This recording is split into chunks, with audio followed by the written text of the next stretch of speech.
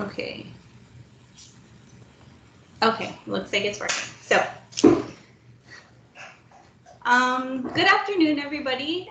We're pleased to welcome you to the very first Women's Leadership Initiative Virtual Lunch and Learn.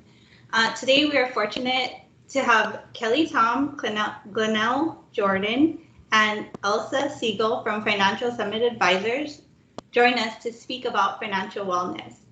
Some of you may recognize them as they have presented at A&B in the past, and we're happy that they have agreed to return. Today, they will be sharing a presentation on taking control, financial strategies for women with us. Ladies, thank you so much for taking the time to share your knowledge on this important topic. You came very highly recommended. And so with that, I'll turn it over to you. Thank you. Thank you so much for having us. We're so excited to be back. Even if it's online, we're so excited to be back. So I'm Kelly Tom, Certified Financial Planner. Glenelle, Elsa, and I, we've all been in the business for 12 years at various different companies, and we came together about 4 years ago and started Summit Financial Advisors. So we're a full-service financial servicing company. And our passion really is about education. And that's why we like to do these type of educational workshops for different companies, because we really feel this is a foundation to having a successful financial life and retirement. What really motivated me was to get into this business is my grandpa. He's 97 now. He was the oldest of 7 kids, and he grew up in the camps of Kaka'ako, really poor. I mean, they would share 1 block of tofu for dinner. But he worked hard. He started a slipper company. And then along the way, he met a financial advisor who helped him make smart investments. And so he invested in different things, bought property, and just saved. And so now he's living a very comfortable retirement. He lived with my grandma below St. Louis Heights, and they just don't have to worry about money. And I'm so grateful, 1, for his hard work, but 2, for his financial planner that helped him. And so that's kind of what really drove me to want to do this and help others, educate them and help them make a plan. So today we're going to be talking about different things that you can do to take control for yourself. So today it's all about education. We're not providing any specific advice because really it's not a one-size-fits-all. Everybody's plan is going to be different from each other's. And we're not telling you specific advice today. It's just general information or knowledge. If you do want to meet one-on-one after this, we'd be happy to meet with you at no charge and kind of dive deeper into your plan. And we'll put up our information at the end. So with that, we plan to speak 15 minutes each and then open up for Q&A at the end. So we know there's a lot of financial challenges facing, especially women. I'm sorry, what was that? Oh, okay. The women tend to make less money than men. They tend to have to work longer to make the same amount of income. Sometimes we have to leave the workforce to help take care of our family. And also we live longer than men. So we really have to make good financial decisions to have a successful retirement. And one of the quotes I really like from Susie Orman is what she says is, to be truly powerful in your life requires making money moves that work for you. By taking care of yourself financially, you will truly be able to take care of those you love. So these are the 6 topics we're going to cover today. And it's going to be more high level because it's a lot of information for 1 hour. So we're going to kind of, it's more just to understand what to be aware of. And again, we can dive deeper later. So I'm going to cover the first 2, and then Elsa will follow, and then Glenelle will wrap it up. Oh, I'm sorry, Elsa's first. I'm going to hand it over to Elsa now. You're going first? Okay. I'm going to press my timer, and I'm going to start it right now. Thanks, Kelly. So hi, I'm Elsa Siegel. I'm here over in Maui. I just want to give you a quick background. To begin, I started the business after seeing my parents, who are hardworking Filipino small business owners, make all this money, but at the end of the day, always feeling stressed out and worried about money all the time. So it kind of got me curious as to why some people who earn about the same didn't have the same stress levels and worry like my parents. And I The biggest difference I found was that the successful ones had the guidance from a financial professional and consistency and discipline to succeed in living that lifestyle and wanting it for themselves and for their family. So I entered the business hoping that I could do the same for others. Today, fast forward 12 years later, my parents are now semi-retired and working because they want to stay active and they have nothing better to do. So let's start with the first item, getting your financial house in order. Okay. So obviously setting financial goals, that's the important part. Every time we meet with somebody, it's kind of like, what are your goals? Have you written them down? Is it systematic for you to pursue your goals? Is there a way to measure those goals? Are your goals money oriented or task oriented? If it's money oriented, is it retirement income that you're striving for? Or task oriented, meaning maybe getting your financial papers in order, or looking at some different investment options with your employer-sponsored retirement plan. So getting a grip on what's coming in and out can really help us and help you kind of see the big picture. Oh, I love this slide. So this slide kind of talks about the old me. Oh, so speaking of big picture, this example is showing how small spending, like that trip to Starbucks twice a day, matters.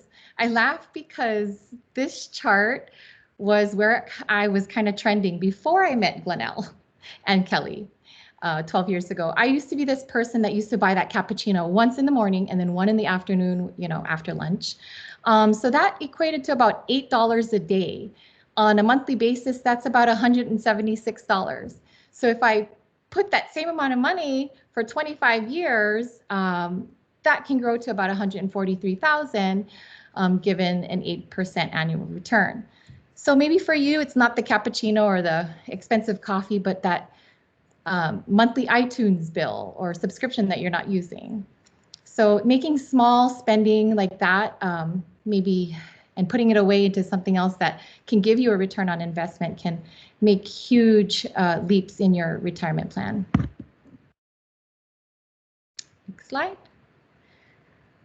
Okay, so living within your means, I think for a lot of us, this is common sense. Spending less than what you earn, saving more, and not using that money to make yourself feel good, like that Louis Vuitton bag that maybe you've been eyeing. It's good practice also to just check on your credit report once every 12 months. You're entitled to a free one by each of the major credit reporting agencies like Experian, Equifax, and TransUnion. You can also get a free credit report through that annualcreditreport.com. And a lot of credit card companies do allow you to access your credit scores for free nowadays because of new laws in place. Next slide. This chart kind of shows how FICO scores are calculated. Good credit is essential to keeping interest rates low and also getting a good deal on your mortgage and automobile loans.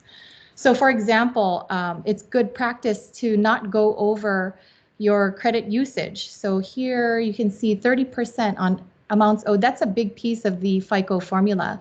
So if you have a credit card limit with a $10,000 credit limit, you want to keep your balance under $3,000. That's 30% of your total credit limit. Even better, they say, is keeping it under $1,000, which is 10%.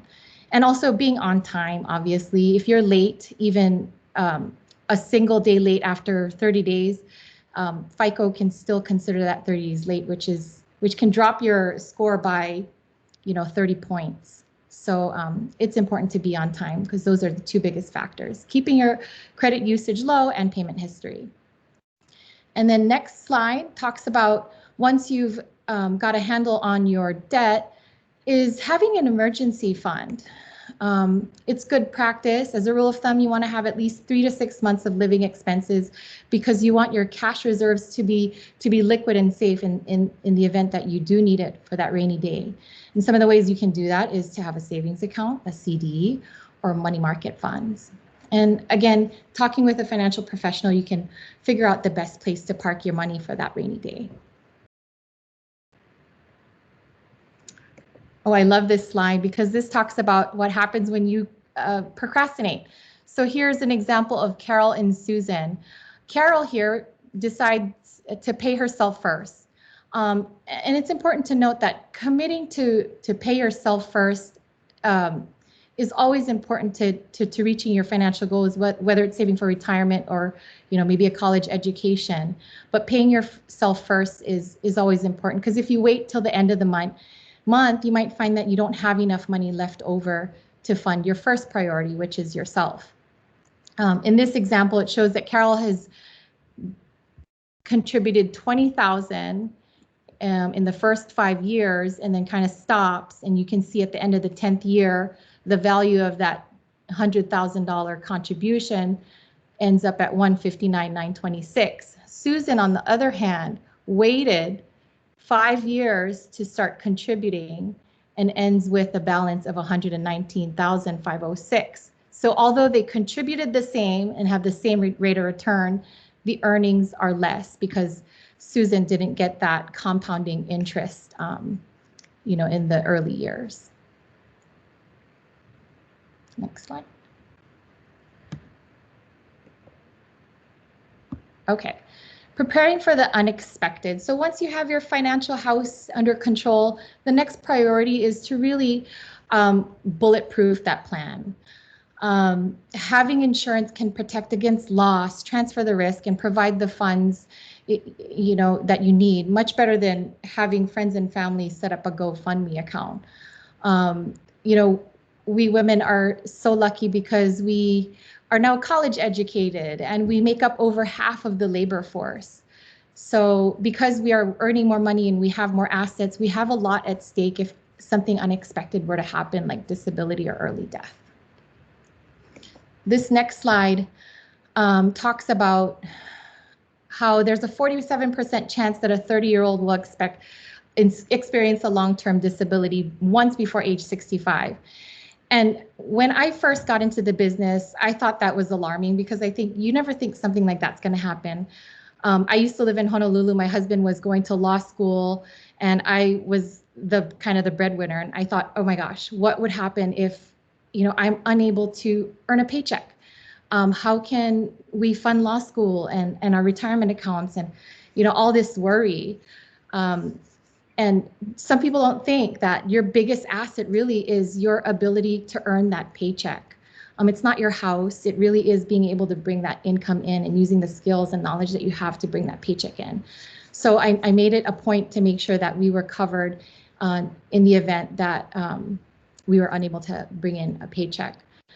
Also, you want to obviously have property and casualty insurance. There's 1 in 326 chance that your house will be damaged in a fire. And then lastly, 70% of people who are 65 and older will need some sort of long-term care. And I'll go into that later in more detail. Okay. So the 5 major areas of coverage that we look at when we meet with somebody is not so much the medical, because most people are covered by their employer medical plan, is the disability income and also the life insurance. Property and casualty is covered by maybe your State Farm or Liberty Mutual. And then liability insurance is another protection that I won't go over now. But these are pretty much like all the ones that you have to have going forward when you have a financial plan.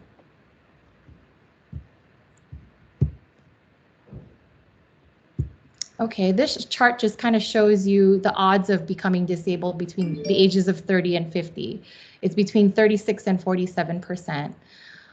Did you know that the leading cause of disability in workplaces is not a work-related injury? It's actually arthritis. That's the leading cause for women. So, like I said before, having a disability could ruin your efforts to secure a comfortable retirement or financial future, and being able to fund those retirement accounts and having college dreams for your kids. So not having that could seriously jeopardize it. And I've seen this happen too many times in our industry. You might want to look into the group plans that you folks offer at A&B. Typically, the disability income insurance will cover 60 to 70% of your pre-tax income. So, like I said, life insurance is really the backbone of financial planning, and the primary purpose is to help protect your kids in the event of death or disability, or not disability, but death for life insurance. College dreams can come true. Mortgages can be paid. It can provide a stream of income for life or take care of final expenses. Most recently, in March, I met with a 49-year-old woman whose husband died unexpectedly. And her biggest concern was how she was going to raise these kids and also fulfill her husband's dream of the college education for her kids who are 14 and 16. So I kind of had the task of helping her make sense of all these papers. And it turns out he had a life insurance policy he had signed up for when he first started work, with a benefit of $200,000. In this case, she was lucky. But after being in the industry for about 12 years, this isn't always the case. Unfortunately, Americans are underinsured compared to men. Men have more insurance than women, which doesn't make sense for the modern family. My husband and I are dual income earners, so we both have to have the insurance. Or even for a family of 4 with a stay-at-home mom. If a mom were to unexpectedly pass away, how would the family cope financially? So, most people think that life insurance is not affordable, but there's so many different kinds and so many ways to position the life insurance to make it work.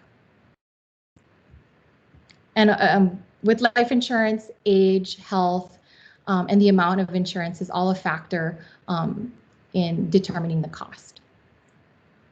So every time we meet somebody, it's always the same question, and we'll go over how much is it that we need. It's definitely not cookie cutter, like Linnell said.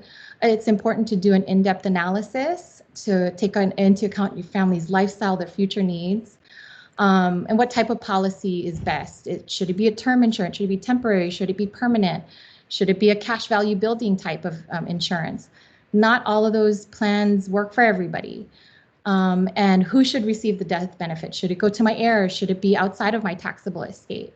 And these are some of the things we can discuss in a complimentary consultation. I remember when I first started in this business and I looked at my mom's own insurance, I was like, why did you purchase a $50,000 whole life policy when you have a mortgage balance of $300,000? So it didn't quite make sense. And that was the only kind of insurance she had, and a funeral expense type of insurance. So yeah, just taking a look at the goals and making sure we're covering the right things is super, super important. Okay. So as I mentioned earlier, long-term care is another potential challenge. For women, we can be affected twice by long-term care because we are typically the primary caregivers for family members. And then we also may need long-term care in the future. I was 16 years old when this was so real for my own mom. She suddenly had to care for my grandpa, who was 86 years old and diagnosed with dementia. And he had to come and live with us. But this meant for her taking time off of work, and then I had to come home from school and watch him. So it became very difficult for the family, and it didn't last very long. We eventually had to make the tough decision to send him to the Philippines, where the care was going to be cheaper, but the quality of care was not as good. He eventually passed away at 88. Today, the cost for a nursing home is about $10,000 a month, and $5,000 a month for home care, which at the time we did not have. But most people think it never happens to me, or that my family will care for me, but really, do you really want to be a burden? Or Medicare will pay for it, which is not true. That's actually Medicaid, and that means that you'd have to spend every penny to make sure that you qualify for that government program. Okay. Oops, that's my timer. Just time. Okay, thanks, Elsa. I know we have a lot to cover today, so we told her only 15 minutes. So again, it's going to be a lot of information, really high level, so don't worry, we can always dive deeper in later. So the next topic we're going to be talking about is putting your money to work by investing, right? So how can we best leverage our money, what we work so hard for? And one way to really leverage it is through investing, right? I remember when I was buying my first home, how old was I? Maybe 24. You know, it's so hard to save money here in Hawaii. So what I did was I invested some of the money, and luckily the market did well. So it helped me grow my money for my down payment faster. And so I was able to achieve my goal faster. So there's different types of investments you can choose from. On the left is the lower returns, more lower risk. To the right, where you see the stocks, is the higher return, higher risk. So this is generally how it is. The more risk you're willing to take, the more chance you can get a better return.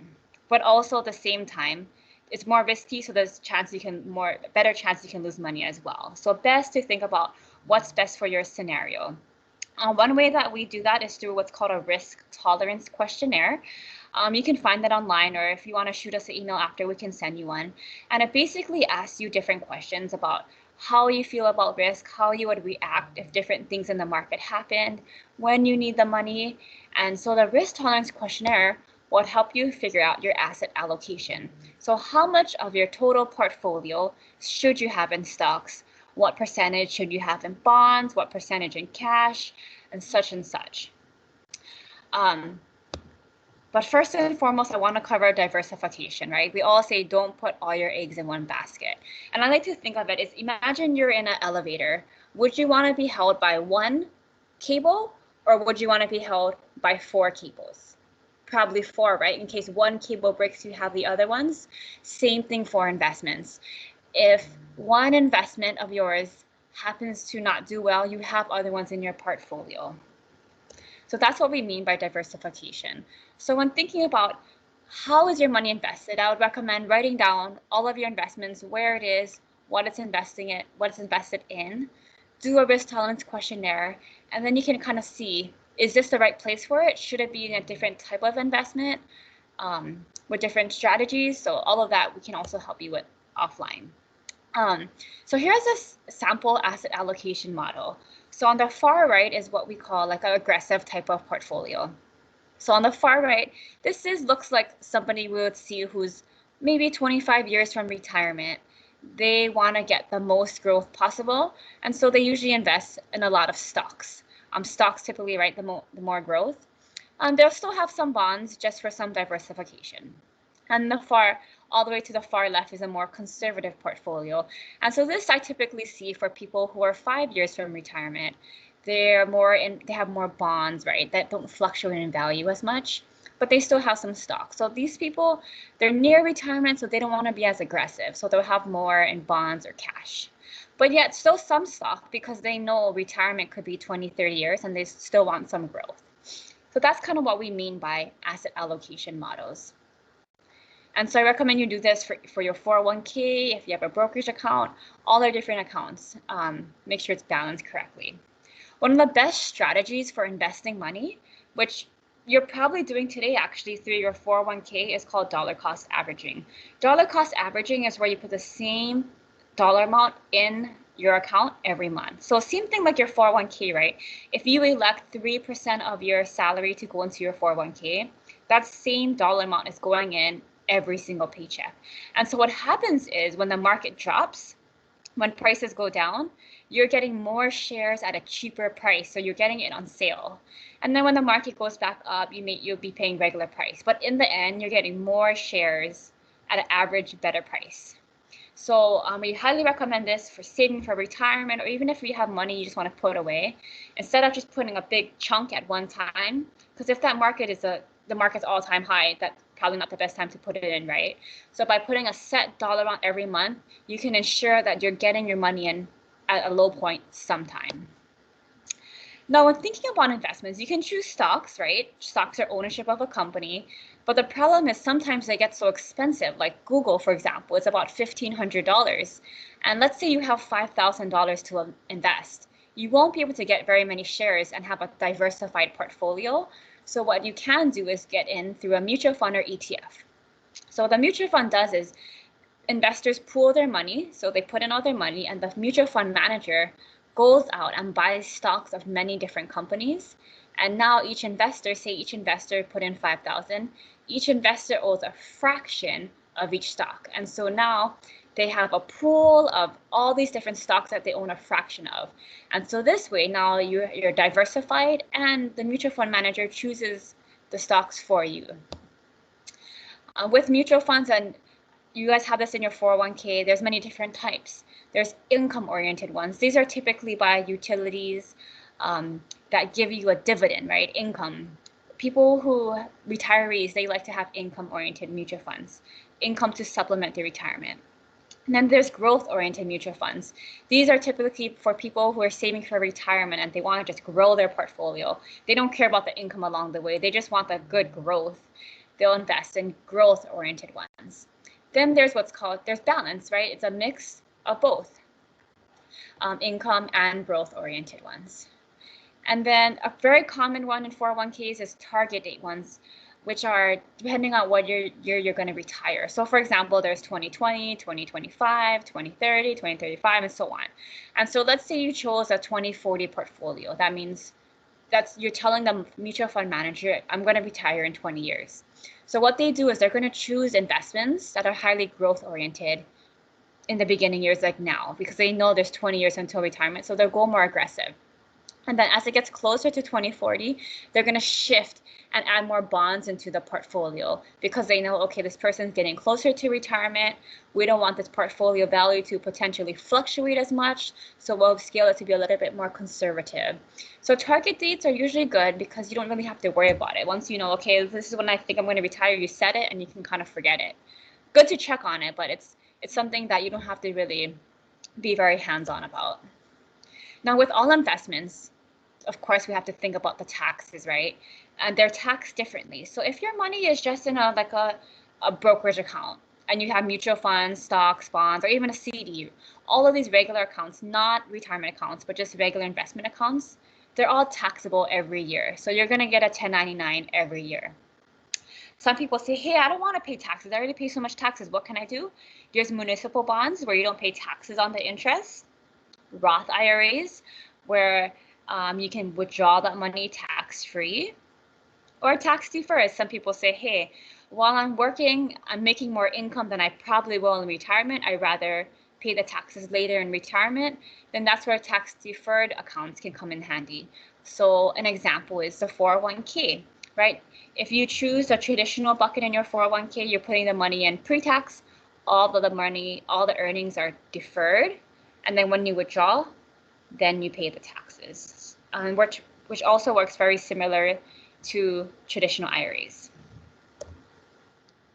So here's an example of tax deferral. We'll look at the 30-year column, the orange bar, the taxable account. You'll see because that money was taxed every single year at a 24% rate, this person ends up with $322,000 versus someone who chose a tax deferred. They end up with a lot more because they never paid the taxes all those years. But this person's going to have to pay taxes when they withdraw. So it all just depends on what makes the most sense depending on your income now and projected income in the future, also taxes now and projected taxes in the future. Okay, the next one we're going to talk about is building a healthy nest egg for retirement, right? That big end goal. And so a lot of clients ask me, how much do I need for retirement? Well, it depends on your lifestyle, right? And two, sometimes it's hard to see, like, what is my retirement going to look like in 30 years? Where am I going to be living? But a general rule of thumb we use is 70 to 80% of your pre-retirement income. So we really need to, as women, we really need to plan for retirement because we're living so much longer. With advances in technology and healthcare, we have a 65% chance of living till age 85 and a 46% chance of living till 90. I mean, who would have thought, right? Even if we don't want to live that long, medical technology is keeping us alive in medicine. So it's really about planning to make sure we have enough money and don't run out. And then also in planning for retirement, we can't forget the cost of goods and services increasing a lot, right? I mean, average inflation rate is about 3%. And so as an example, a gallon of milk, I know it's not $4. I buy whole milk for my daughter every week. It's $5.50 at Costco. But for an example, $4. In 20 years, $7, right? So we have to take that into consideration because whatever we have today, $2,000 today is not going to be worth the same in the future. Also to take into consideration is healthcare. Yes, we're going to have Medicare, but Medicare doesn't cover everything, right? We're going to have co-pays. There's going to be deductibles, other things that are not covered by insurance, maybe hearing aids or whatever the case, right? So women, we can expect to spend about $161,000 on medical expenses in retirement. So these are the different sources of retirement income that are very common, right? Social Security, tax deferred investments, what we saved in our 401k. Then we might have saved something extra in our taxable brokerage account, and possibly if we work part-time. I'm not going to dive too deep into Social Security because there's so much we can talk about. We're actually doing a workshop next week for all of our clients, and we'd be happy to invite you guys as well to it. It's going to be a 1 hour that dives deeper into it. So if you want to get the Zoom link, just shoot us an email after, and we'll be happy to send that over to you. But in a nutshell, as long as we pay into Social Security for 10 years or 40 quarters, we'll qualify for getting Social Security benefits, and it's based off of our income. And so you can claim as early as age 62, but if you claim it early, your benefit is reduced. If you claim at your full retirement age, like for Glenelle and Elsa, it's 67. So it depends what year you're born. It's either 66 or sometime in between to 67, we'll get our full benefit amount. If we wait, every year we wait, our benefit amount will increase. But once you reach age 70, it's not going to increase anymore. So here's kind of an example in this orange box to show what a difference it makes if you wait. Spousal benefits, if say your spouse doesn't work, never paid into Social Security, they can still get Social Security based off of your earned income, which is half of your benefits. Survivor benefits, if a spouse passes away, but the surviving spouse also didn't pay into Social Security, they can still claim Social Security off of their deceased spouse. They can claim as early as 60, but it'll be a reduced amount. So let's really talk about what we can do for ourselves, right? So one is a tax deferred vehicles, is saving in our own 401k plans or IRAs, or in taxable accounts, just saving in a brokerage account. So your 401k plan, you can make pre-tax contributions in the traditional bucket, or you can make after-tax contributions in the Roth bucket. Either way, both are tax deferred, meaning that all the earnings that accrue in the account, you're not paying taxes on it during your working years. You guys are very lucky you guys have a match. I'm not sure exactly what it is, but let's say it's 3%. So if you put in 3% of your salary, employer will put 3% in. So I highly recommend you put at least with the matches. That way you'll kind of maximize your full benefits from your employer, right? It's free employer money. The most you can put in is $19,000 a year. If you're over 50, an additional $6,000. So even if you choose to put all your money in the Roth bucket because you're thinking, hey, I want to have tax-free money. It's okay, I don't get the tax deduction now, but I want to put money in the Roth for tax-free money later. Even if you put your money in the Roth bucket, your employer will still match you. They'll match you in the traditional bucket, but you'll still get that match. So whether you put in the traditional or the Roth, you'll get that match. Similarly to the 401k, there's traditional IRA and Roth IRA. So say you put into your 401k at work, but you want to do more and add more. You can open your own traditional IRA, Roth IRA account at the bank, with us, online, wherever. There's certain income limits though, so make sure you qualify for it. And same concepts, right? Traditional, you get the tax deduction up front. When you withdraw, it's taxable. Roth IRA, no tax deduction.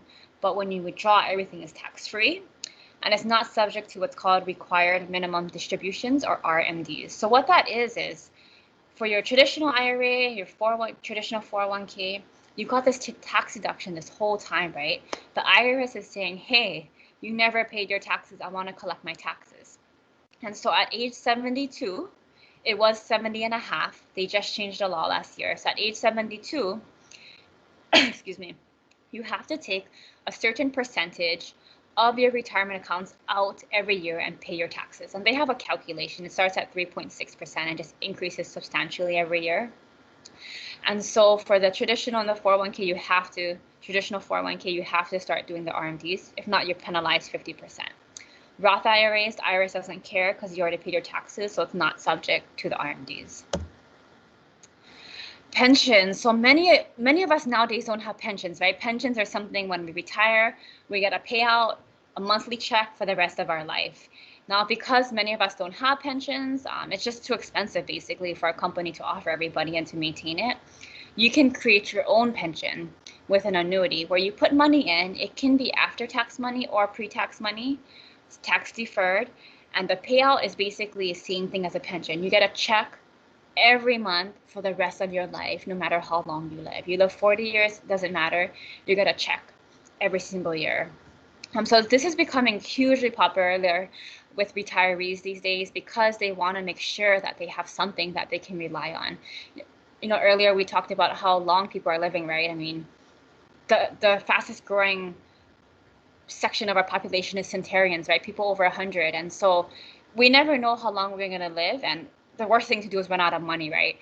When we're 90. So creating a pension with an annuity is another good strategy for yourself, just to kind of give yourself that peace of mind that, hey, I'll be okay in retirement. All right, now I'm going to hand it over to Glenelle to finish this up. Thanks, Kelly. All right. Aloha, everybody. My name is Glenelle Jordan. I'm a certified financial planner. Been practicing going on 14 years now. I'm actually originally from Las Vegas, but I've been here in Hawaii over 20 years. And a little bit about me and why I got into this business is that my mother and father, they actually separated when I was 5, but they went through a 5-year nasty divorce. The divorce didn't complete till I was about 10 or 11. And I was the only sibling, so I had a very close relationship with my mother in terms of she always talked to me about, you know, everything that was going on in her life in terms of, you know, emotional duress with the divorce and custody and all things like that, as well as financial issues. My mother was a showgirl. She was actually quite famous in Vegas in the 70s, 80s, and 90s. She made a really good income, but there's retirement planning and saving and investing weren't words in her vocabulary. And so she was always talking to me about, you know, stressors of life and money and not having it and paying bills and all these things. And it really touched home for me and got me thinking most of my life, you know, what can we be doing differently? What could my mom be doing differently so that we don't have these kind of stressors? And most importantly, so that when I'm older, this isn't something that I'm dealing with. And it became a passion that got stuck in my head since a very young age. And so when I got into college, it kind of clicked one day. I was like, this is what I should do for my career. And so I've been a financial advisor ever since college. So I'm going to be talking about facing financial hardship in regards to being divorced or widowed, which is so appropriate because I have a lot of experience with my family, and then addressing some estate and legacy issues. So unfortunately, divorce is rapidly increasing. They are saying actually that the younger generations are getting divorced less, but divorce is a reality that happens quite frequently. So it is something that, you know, we want to at least be aware of and that be prepared if it does happen to us. I've been with my now husband. We've been together 10 years, but we've only been married 2 years. I have no intention of getting divorced, but we always want to be prepared because we never know what can happen. And studies have shown that when women get divorced, their spending habits actually decrease a lot because there's a lot of financial considerations that have to be taken into account. Next slide. So I'm going to be talking about some of those financial considerations. Property settlement, if you own real estate, as well as just regular investments. It varies from state to state, as well as what's in the agreement, in the divorce agreement. I'll never forget how many times my mother told me, if we only lived in California, this divorce would be so much easier because the laws are different. Nevada, the divorce laws don't favor the woman as much as they do in other states. So it really depends upon individual state laws, as well as, you know, how easy your negotiations are. You may be eligible for child support or alimony, and you may need this money. However, maybe you do make enough money through an income that it's just extra money. So you might want to consider saving and investing some of this money, possibly for your own retirement, possibly for saving for children's education, or just investing maybe to have money to increase your education further down the line. Taxes, so right now, child support and alimony is not taxable when received. And then debts, what happens to debt? So it's just like any assets, everything is split, including debts. So if your divorced spouse has debts, you will be responsible for them, as well as assets. You are eligible to, most likely receive half, but it does have to be taken into consideration. Next slide. Okay, health and life insurance. So when you get divorced, you may be eligible to continue health insurance under COBRA for 36 months, but it will be at your expense. Life insurance, so as part of the divorce decree, you or your spouse may be required to get life insurance if they are responsible for paying for child support or alimony, and something happens to them, life insurance will come to replace that money that was there. So we see that quite frequently. Retirement benefits. So not only are you eligible for half of theirs, they're eligible for half of your retirement assets. My husband's been married before, and he's told me this story about 100 times about how in court, right when they were about to settle and everything was done, the judge said, "Oh, Mrs. I don't know what her last name was at that time, but you are eligible to half of his retirement account. Would you like that?" And he had already been kind of dragged through the cleaner. And for some reason, she thought about it for a second and she said, "No, that's okay. I won't touch that." So that had happened in the negotiation at the last second. But in any case, each spouse is eligible for half of the others. Prenuptial agreement. So if you are someone you know is divorced and they are considering getting remarried, and if maybe they have considerable assets, a prenuptial agreement might be in the cards for you, and this is basically just agreeing both spouses prior to getting married that assets won't be split in the case of a divorce. Definitely talk to an attorney before you do these things. And then Social Security. So here's a good one that most people don't know. When I first got into this business, I learned this law about Social Security, that when you want to collect Social Security, and let's say you've been married a few times, my mom's been married 7 times, believe it or not. My dad was number 7. Anyways, when you get ready to retire, you get to choose which ex-husband you want to collect Social Security benefits off of. And when I first learned about this, I told my mom, I'm like, "Mom, guess what? You get to choose which husband," and obviously you want to choose the one that made the most money because they're the one that have the highest Social Security benefits. And my mom was thrilled. She was like, "Oh my gosh, we got to look into this." But I forgot to tell her until like 5 minutes into the conversation that, "Oh, wait a minute, you have to be married for 10 years at least." Then she got all mad at me. She's like, "What do you mean 10 years? And I'm like, "Whoops, sorry, you should have thrown that detail in there." But yes, if you're married multiple times, at least 10 years to each husband, you get to choose on whose benefit you want to collect off of if they're higher than your own benefit. Next slide.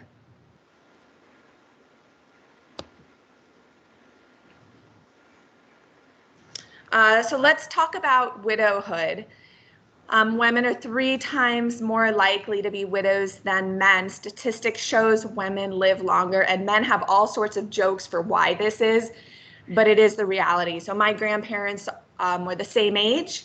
My grandfather was the fit, healthy one, played golf all the time. My grandmother was the one that had 2 heart attacks on a stroke, was about 50 pounds overweight. And my grandmother is still outliving my grandfather. We're going on 15 years now. He lived to 81 and she's still alive. So we want to prepare for the fact that we may outlive our husbands by a long, long time. Couple considerations is property transfer. So how you hold title to not only real estate, but maybe bank accounts, investment accounts is important and something you want to talk about before something happens. Joint tenancy with rights of survivorship is one of the easiest ways to hold it. And once one spouse passes away, the other spouse automatically inherits it. Taxes, you can file joint the year your spouse taxes away, and then you can also file widow's taxes for 2 years after that. Health insurance, again, you can continue under COBRA for up to 3 years. Life insurance, if you're not sure if your spouse has life insurance, the first place to check is their employer. A lot of the time they have group life insurance. And then retirement plans. If a spouse passes away, you are eligible to roll over the retirement plan into your own IRA. Social Security, there's a tiny lump sum benefit of $255, but the survivor benefit is the good one, what you're eligible for to see if it's higher than yours. You can start that as early as age 60. And you can see if it is higher than yours, you can take one and let yours grow, and then you can switch over to yours. So that's a strategy we help clients with too. Okay. Lastly, I want to just address estate and legacy issues. So some estate planning, legacy planning, basically planning when we're going to die is something what people like to put off. Nobody wants to think about that. It's one of the biggest procrastinators we can do. Believe it or not, we all have an estate. You might not have an estate plan. So a couple questions to consider are, who would take care of your children if you weren't here? And how would they pay for that? That happens in an estate plan. And then the second question is, go back, Kelly.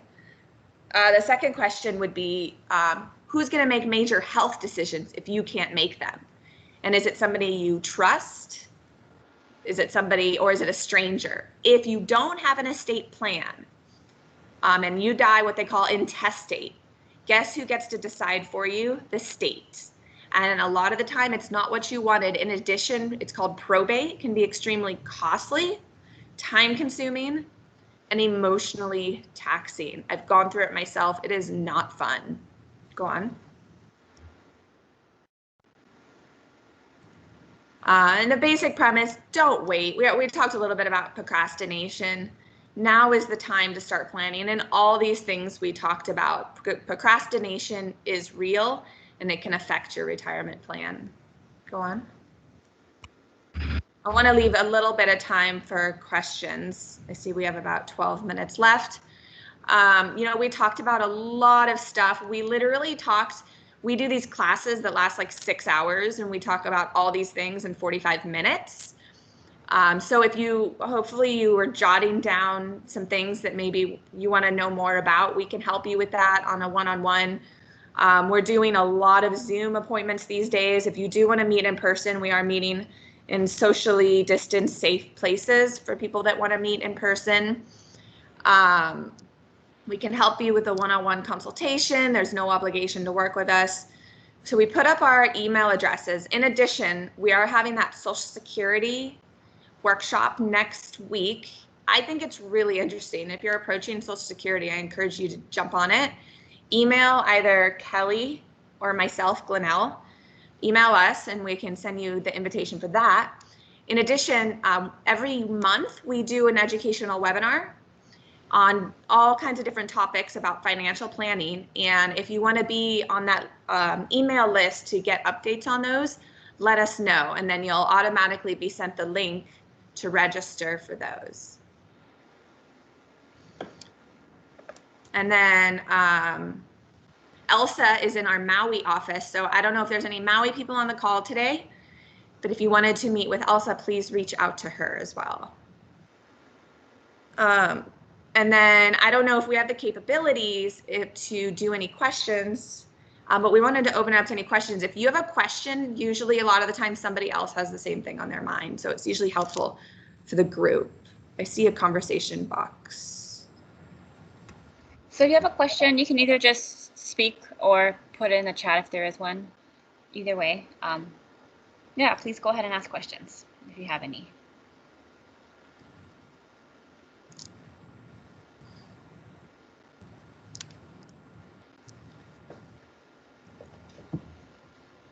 Jessica or Catherine, did you guys have any questions?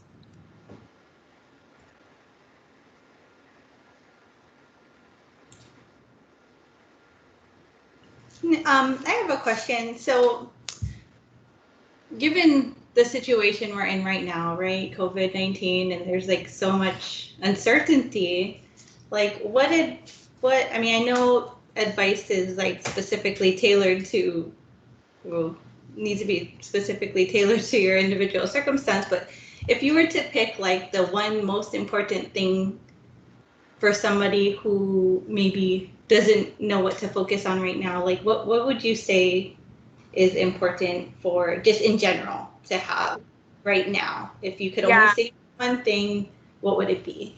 Well, I'll tell you what people are most concerned about right now, and that is dying. And so people, if you have, maybe you don't have life insurance, maybe you do. If you do have it, it's really good to review it.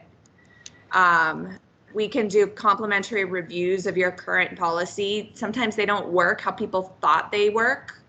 So review what you have, see if it's enough money to do what you thought it was intended to do, and see if it's gonna last. So some policies, like we said, are term. They only last for a specific amount of time. So maybe you only covered yourself for 20 years and then the 21st year you don't have any more insurance. Or maybe you got a permanent insurance policy, but a lot of these permanent policies, they what we call lapse or blow up.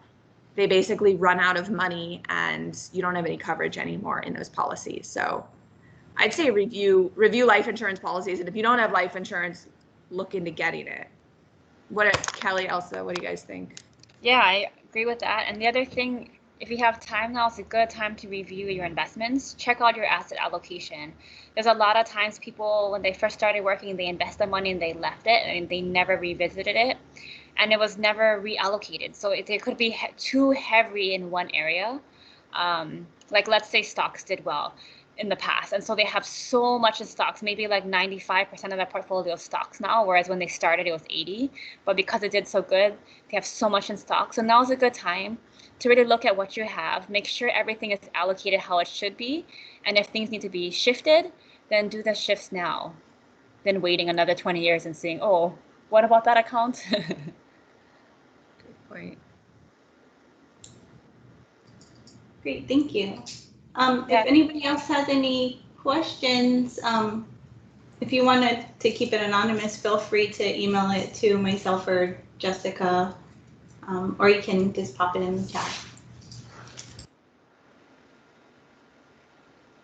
And then, yeah, if you guys want to come to the Social Security webinar, just email us, or if you want to know about our other webinars.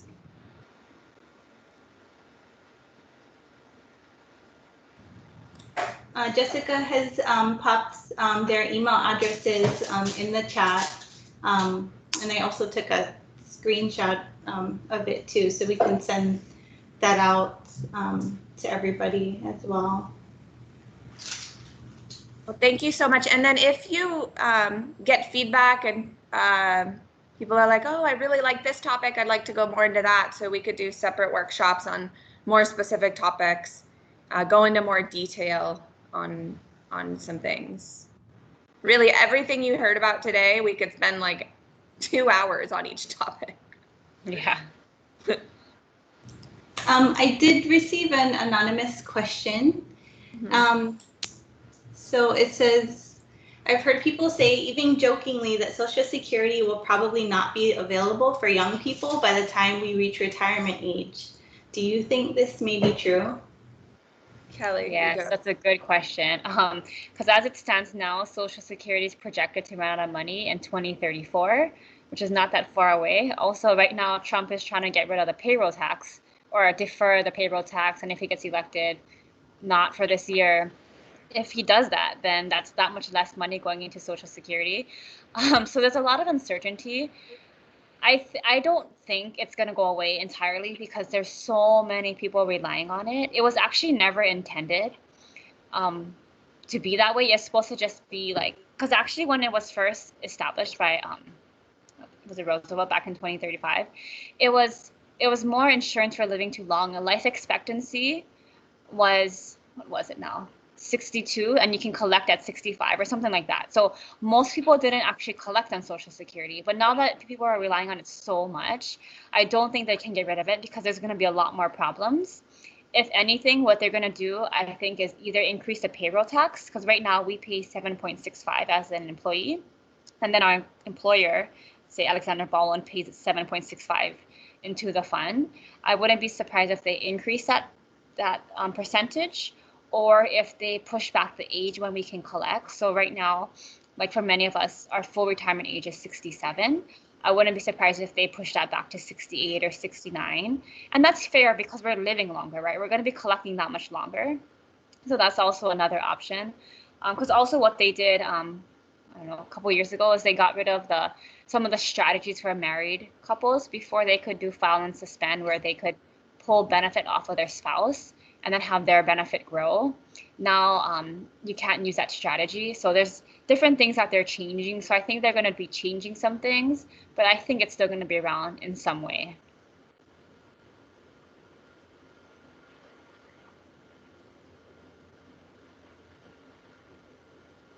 Any other questions? I have just a few more minutes.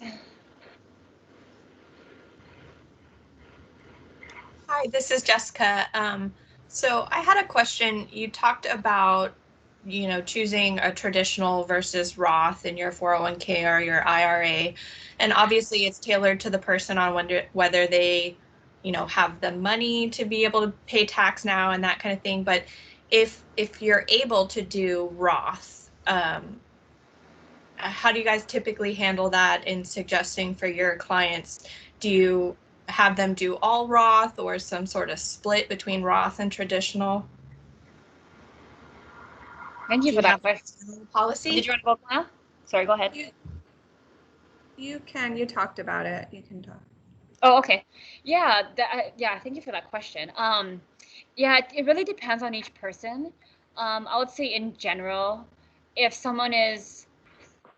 they know they're gonna make more income later, also they think they're gonna be in a higher tax bracket later, then I would say just do it all in Roth now, because then it's creating tax-free money. And two, if you're putting into your Roth 401k, you're getting the match on the traditional side. So in a sense, you're having money in both buckets, some in the traditional, some in the Roth. I don't know. I'm a little bit biased. I'm a big believer in the Roth just because I see how bad our country's debt is and how much bigger it's getting. And so I gotta think that taxes are gonna increase more in the future. Even if my income is the same in retirement, I think the tax brackets, the taxes will be higher. And so I kind of rather just play it safe and just hedge myself and just have tax-free money, because I see a lot of clients, they have to take out their required minimum distributions from their retirement accounts, and they don't want to. They're like, I don't want to pay the taxes. Like, I don't want to, but they have to, right? And so I like the Roth because you really don't have to.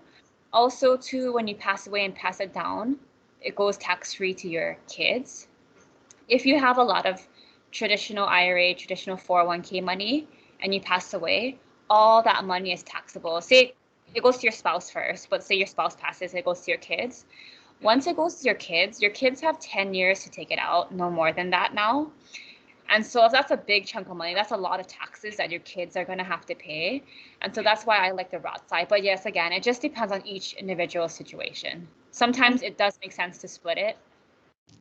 Yeah, and we typically will run a side-by-side like analysis between the difference between the two, and can project that into retirement. So we do have tools and calculators that can help make that decision on whether to put to the Roth or the traditional.